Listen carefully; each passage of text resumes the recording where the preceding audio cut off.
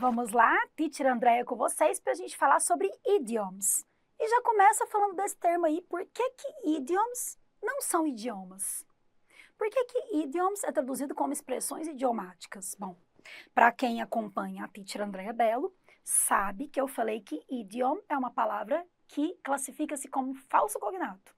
Então, idioms são as expressões, vamos escrever direitinho aqui, teacher, expressões idiomáticas. Então, se eu peguei um texto e lá no meio, vou até dar um exemplo de um que eu vi numa prova do Senado Federal. Tava lá o texto, né, falando da pessoa que tinha feito várias viagens e que de um ponto em diante, ela percebeu que nunca mais queria parar de conhecer vários países. Então, usou from that point on. Se você traduzisse deste ponto em dentro, o que é isso do ponto dentro? É deste momento em diante. Tinha esse. E ela também citava no meio do texto que ela estava through the trails. Que é isso? Eu estou entre os trilhos? Por que entre os trilhos? Se ela nem mencionou que ela viajou de trem, era de avião. Through the trails, se ela está nos trilhos ou ela está out of the trails, fora dos trilhos, ela está fora de controle. Então, várias expressões idiomáticas nem são vistas como expressões idiomáticas. São vistas, por exemplo, como uma expressão, um provérbio, um ditado, uma metáfora, mas a maioria delas são expressões idiomáticas, têm que ser vistas, estudadas, e muitas que você vê que encara no material, tem material que não tem, né, explicação das expressões, ou então não cita, e você ganha pontuação e você elimina um concorrente, porque ele não estudou, não deu moral para isso. Então, é um assunto, sim, importante e é um tópico que traz, né, grande crescimento. Eu acho muito legal estudar expressões idiomáticas, porque faz parte da região de cada país, de cada estado, de cada lugar, né? Então, às vezes é regional, às vezes é de país para país, às vezes é de cidade para cidade. Dentro do Brasil tem expressões que a gente usa que no norte é de outra forma, no Nordeste é de outra forma, no Sul é de outra forma, né? Então, é muito interessante essa matéria. É uma riqueza cultural muito grande. A gente tem que pensar nisso e não traduzir a expressão. Então, ó, as expressões idiomáticas são uma parte importante na comunicação formal ou informal, escrita ou falada. Porque o autor de um texto, quando ele usa uma expressão idiomática, ele quer acrescentar uma interpretação naquela frase, né? Ele não quer colocar só a linguagem convencional. Muitas vezes, essas expressões são chamadas de provérbios e elas aparecem para você comparar. E quando você compara com a língua inglesa, né, com o nosso idioma, você fica ali, nossa, diferente. Para que as expressões sejam estudadas com eficácia, é necessário considerar o contexto, porque elas são associadas a situações que relacionam a valores culturais, né? Então, ó, se eu for desejar boa sorte a alguém, a maioria dos professores de inglês vão usar o termo good luck. E se eu disser break a leg, como eu uso em várias revisões, coloca no final break a leg.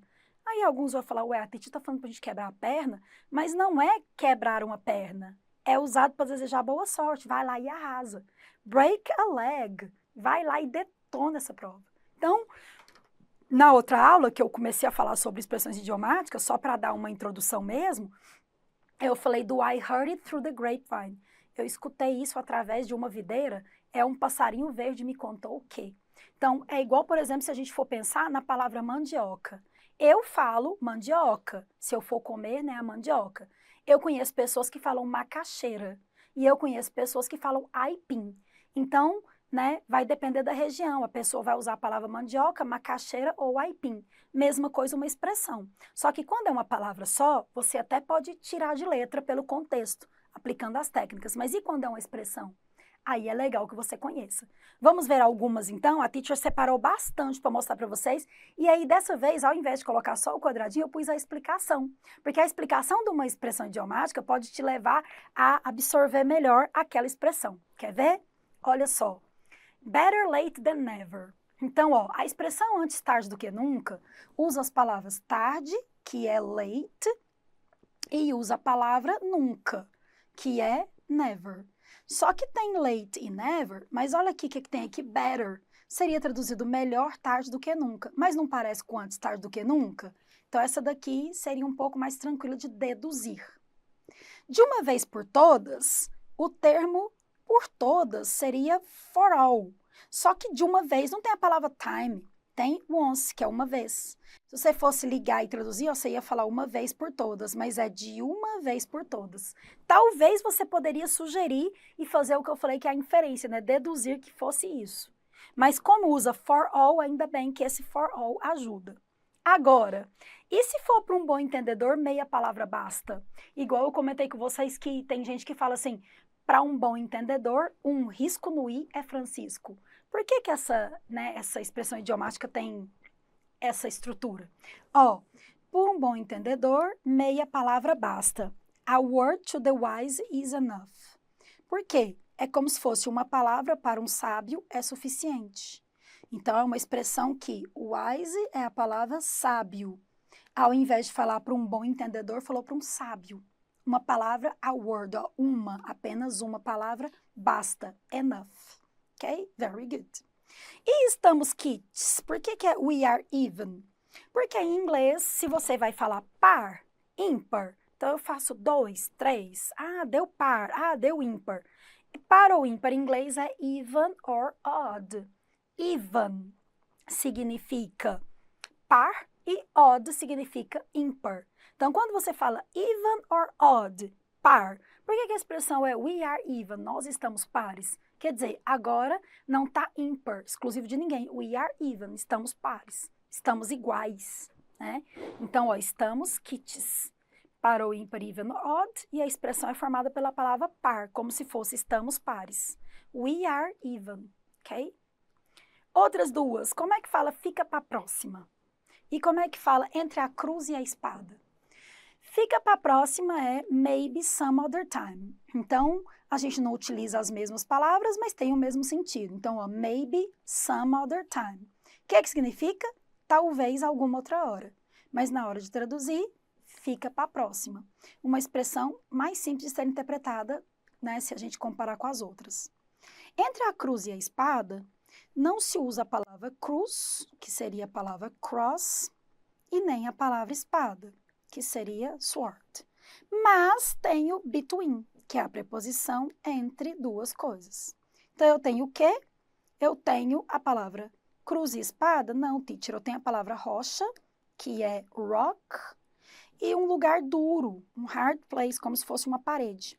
Então, imagina que eu tô aqui, tem na minha frente uma parede rígida, dura, e atrás de mim tem uma rocha. Então, se eu chegar para trás, eu bato na rocha e não consigo ultrapassar. Fico aqui, ó, preso. E se eu for para frente, tem uma parede dura, eu também não vou conseguir passar. Então, eu tô entre essa parede e essa rocha. Eu não consigo ir para lugar nenhum. Eu tô preso. Que é a mesma coisa que eu tô entre a cruz e a espada. Não tem jeito de eu sair nem por aqui, nem por aqui. Estão vendo? Então, pensa nisso para poder facilitar a compreensão. Entre a cruz e a espada, between a rock and a hard place. E se for vira essa boca para lá?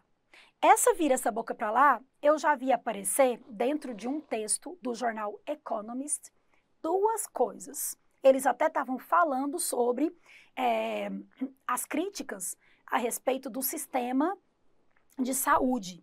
E aí uma pessoa comentou que o sistema de saúde nunca ia melhorar no Brasil e o outro falou, poxa, tem que pensar positivo, vai melhorar sim, vira essa boca para lá. E o outro falou, exatamente, vira essa boca para lá. Como tinham várias opiniões dentro do texto, um utilizou bite your tongue, que na tradução seria morda sua língua. Credo, você está falando que não vai acontecer melhoras? Morde a língua. Bite your tongue. Por isso que eu coloquei aqui, ó. Pode ser, vira essa boca para lá, bite your tongue, ou então perish your thought. Some daqui com esse pensamento. Perish. Desapareça, aniquile your thought, seu pensamento, ok? Então, vira essa boca para lá, bite your tongue ou perish the thought, ok? Very good. E cada macaco no seu galho, que é muito utilizado para cada um na sua função. Olha, estamos dentro de um escritório, estão tendo problemas de relacionamento. Nos dias atuais, as pessoas não estão conseguindo conviver tão bem. O distanciamento social fez com que as pessoas se tornassem um pouco mais egoístas. Parará, parará. O texto está aí, discorrendo. E aí fala, né? O ideal é que dentro de uma empresa, cada um fique na sua função. E que, de tempo em tempo, tenha uma interação. Que haja reuniões, que haja ali aniversariante do mês para poder reunir toda a equipe, parará, parará. Então, se tiver que cada um deve ficar na sua função, como se diz, né, cada um no seu quadrado, cada um tomando conta da sua vida, cada macaco no seu galho seria every jack to his trade. A tradução seria cada jack no seu comércio. Quer dizer, toma conta do seu comércio que eu tomo conta do meu. Vai cuidar do seu que eu estou cuidando do meu. Então, every jack to his trade. Cada macaco no seu galho, cada um no seu. Cada pessoa em sua função, cada um encaixado no que sabe fazer, ok? Então, em português a gente tem o macaco, cada macaco seu galho, e em inglês é jack, que é um nome comum, né, nos Estados Unidos, então usa every jack, cada jack no seu comércio, no seu lugar. Essas outras duas, ó, a pessoa tem pavio curto. Essa aqui é legal que a gente lembra lá da lista de falsos cognatos, que tem a palavra temper, que não é tempero, é temperamento. Se a pessoa tem short temper, ela tem um temperamento, ó, então, ela tem o quê? O pavio curto. Ela vai explodir a qualquer momento. É isso. Pessoa que tem o pavio curto. Pessoa que explode fácil, se enfurece rapidamente. Short temper. Pode ser traduzido também para quem tem pouca disposição, né? Porque temper é temperamento. Agora, são águas passadas. Eu quero falar para a pessoa, não, forget about it. Forget about it. It's just water under the bridge. Então, pode aparecer no texto, no, let's not talk about it, it's just water under the bridge. Não vamos falar disso, não. São águas que já passaram debaixo da ponte, ou seja, coisas que ficaram no passado. Vamos pôr uma pedra, passar para frente. It's just water under the bridge. Então, são águas passadas. Expressar algo que ficou no passado não vale mais a pena falar. Algo que deve ser esquecido. São águas debaixo da ponte. Porque quando passa água debaixo da ponte, geralmente é uma ponte de água corrente e a água passa e vai embora, algo que foi levado pela correnteza, né? Que deve ser deixado para trás. Very good. E quem não arrisca, não petisca. Esse aqui, hein? É a pessoa que deve tentar algo, ou se ela não tentar, ela não vai conseguir. Então, quem não arrisca, não petisca. Só que a expressão fica nothing ventured, nothing gained. A tradução seria o quê? Nada arriscado, nada ganho. Essa daqui lembra pra gente também o no pain, no gain. No pain, sem dor, no gain, não ganho. Então, se não tem dor, não tem ganho. Então, ó, nothing venture, nada que você se aventurar, nothing gain, nada ganho. Então, ou você se aventura e ganha, ou se você não se aventurar, perdeu, né? Então, ó, quem não arrisca, não petisca. Nothing ventured, nothing gained. É estranha a tradução, mas se não for arriscado, você não obtém o que você deseja. É hora de encarar os fatos. Já apareceu num texto sobre uma pessoa que tinha sido julgada como um criminoso e esse criminoso estava a todo custo escondendo o que tinha feito, né, o crime que tinha cometido. E aí disseram que ele foi entrevistado antes de ser julgado para a pena de morte para ver se ele confessava nessa última chance dele. E ele não queria confessar de jeito nenhum. Estava mantendo a palavra não, não fui eu, não fui eu, não fui eu. E aí um policial comenta essa frase, it's time to face the music.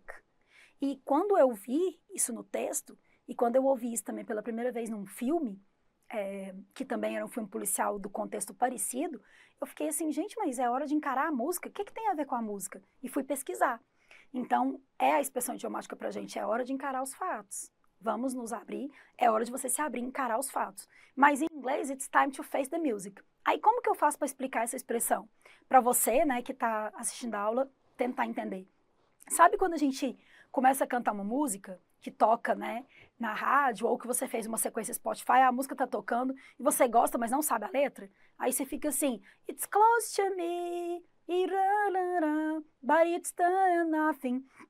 E não sabe cantar e fica tentando inventar? Então pensa com você assim, é hora de encarar a música. Eu já cantei essa música tantas vezes, é hora de eu olhar a letra dela e cantar certo. Poxa, tô aqui cantando errado pela milésima vez. Então, it's time to face, é hora de encarar os fatos, é hora de encarar a música. Pensa nisso para ver se te ajuda se essa expressão aparecer, ok? Very good. Então, eu coloquei aqui, ó, é hora de encarar os fatos, em vez de facts, colocar a palavra music. No dia de São Nunca, ou seja, um dia que não vai acontecer, algo que não vai acontecer. Tem duas expressões. Tem essa daqui, when hell freezes over. Que dia que isso vai acontecer? Quando o inferno congelar. Então, se o inferno vai congelar, vai ser no dia de São Nunca, né? Um dia que não existe. Além de when hell freezes over, quando o inferno congelar, então quer dizer, isso não vai acontecer nunca. Tem uma outra que é once in a blue moon, que eu coloquei aqui no outro slide, ó. Uma vez na vida, outra na morte. Por quê? O once in a blue moon é porque o efeito da lua azul, ele só acontece a cada 2 anos e meio. Então, é usado para uma coisa que vai acontecer dificilmente. Igual eu falar para vocês assim, a banca vai reduzir de 5 questões de inglês para só 2.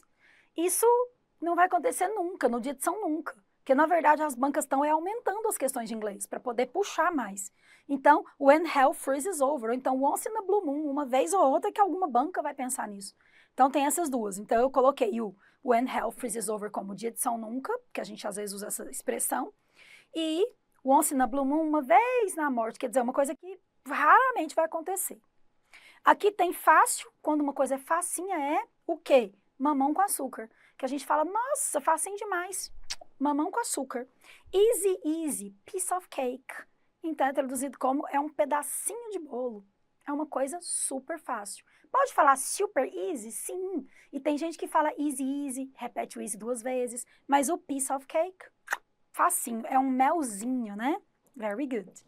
E chorar o leite derramado? Que é para falar o quê? Uma coisa que você já aconteceu, já passou por isso e não precisa mais de você ficar se lamentando. Então, não chore o leite derramado. Olha, vamos lá. Você estudou para esse concurso, se preparou. Faltou um pouquinho de ponto para passar. Tá, já foi, vamos continuar preparando. Pega o material, encara o banco de questões. Isso aí já passou. Não fica chorando leite derramado. Encara, levanta a cabeça e vamos para a próxima. Então, don't cry over the spilled milk. Né? Então, o leite derramado tem a palavra leite que é milk, mas tem o verbo chorar, que a gente fala chorar o leite derramado. Tem o verbo cry.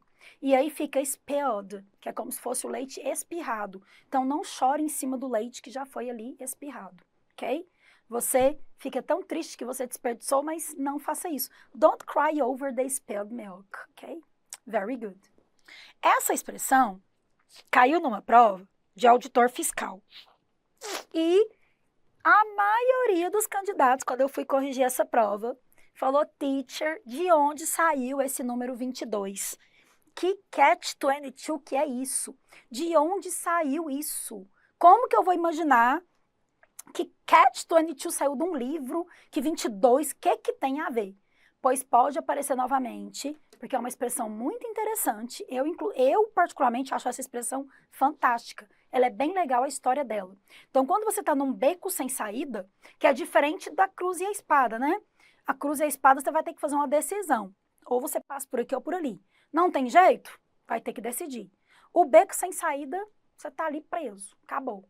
São similares. Então, ó, beco sem saída. Por que é catch-22?